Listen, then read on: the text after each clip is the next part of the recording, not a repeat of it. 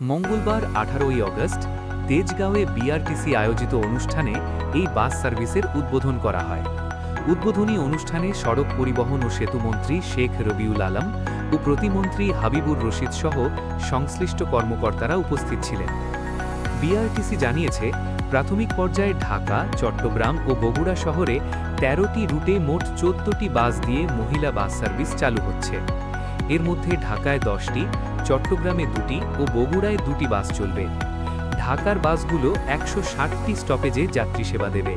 চট্টগ্রামে 12টি এবং বগুড়ায় 16টি স্টপেজ রাখা হয়েছে। এই বাসগুলো মহিলা চালক ও মহিলা কন্ডাক্টরদের মাধ্যমে পরিচালনা করার পরিকল্পনা করা হয়েছে। নারী যাত্রীদের পাশাপাশি বাসে কর্মরত নারী চালক ও সহকারীদের নিরাপত্তা নিশ্চিত করতে এই বাসগুলোতে সিসি ক্যামেরা ও জিপিএস সংযোজন করা হয়েছে।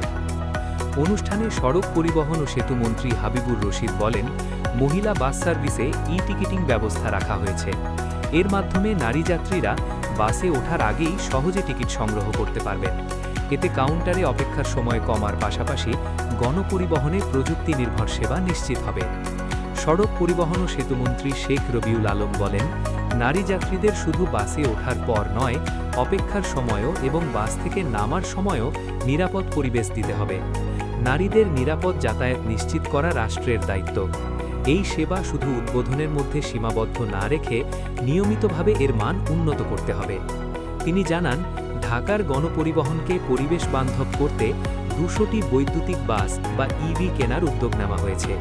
এর মধ্যে ১০০টি বাস নারীদের জন্য বিভিন্ন রুটে পরিচালনা করার পরিকল্পনা রয়েছে।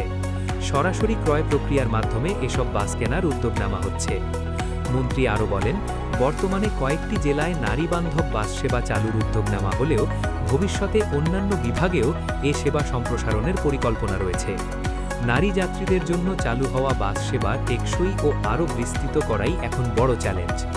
অনুষ্ঠানে সড়ক পরিবহন ও সেতু মন্ত্রণালয় ও বিআরটিসির সংশ্লিষ্ট কর্মকর্তারা উপস্থিত ছিলেন।